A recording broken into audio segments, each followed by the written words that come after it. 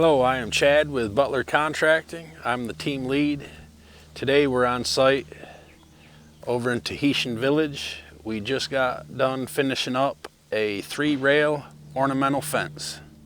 So this is a Ameristar fence that we install, and it has a very good warranty that comes with it. If you want to build something like this in the future, we can hook you up with this brand and get you fixed up. So here on this project in Tahitian Village, you'll be able to tell by the video that we're on some very steep grade. Prior to even attempt to install the fence, we cleared some debris. Homeowner did a good part of it, but we had to come in and remove vegetation, avoid the poison oak in the area. I got that sprayed off and killed, and then started installing the fence. One good thing about the 3-rail ornamental fence is this version, it's rackable, which that means you can put an angle on it upwards of 15 degrees for grade. And in this case, that was the style we needed. There was cases where we could have used something with a more degree, but we graded the ground to make it work.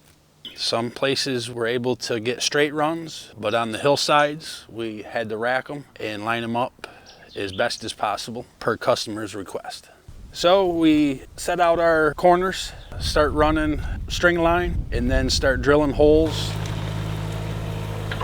And with the ornamental fence, you want to be right on your 8-foot mark for each post. That way your panels fit correctly. That's very important throughout the process. So we would drill a hole, set it in concrete, continue on the process, drill a hole, set it in concrete. That way we made sure that every post was at the correct distance for the panel. So we set all these posts with the Vermeer, except for probably maybe 10% of them we had to hand dig because of the steep grade.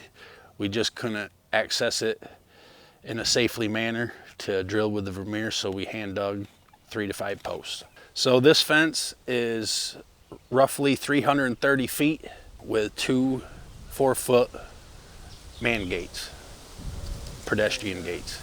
The gate installation part, you just pretty much want to be at your 4-foot mark with the inside of each of your posts, your gate post and your latch post. That way you have the correct distance you need from post to post.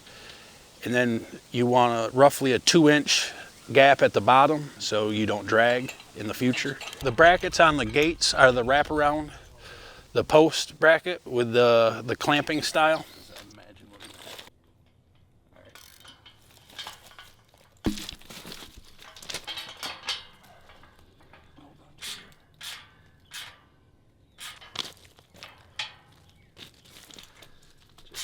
Just snug them where you think it's going to.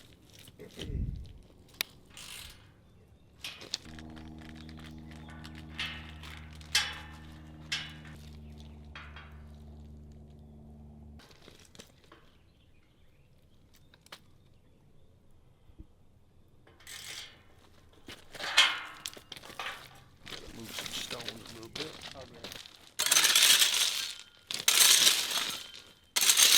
With the installing of the panels, pretty much the same. You want a 2-inch gap. When we go to hang the panels, we're using the C brackets where you fasten it to the post with a self-tapping screw, and then you fasten the panel with a carriage bolt to that bracket.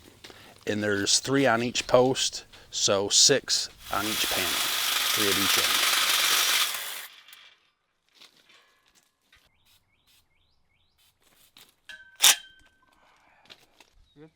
Yep.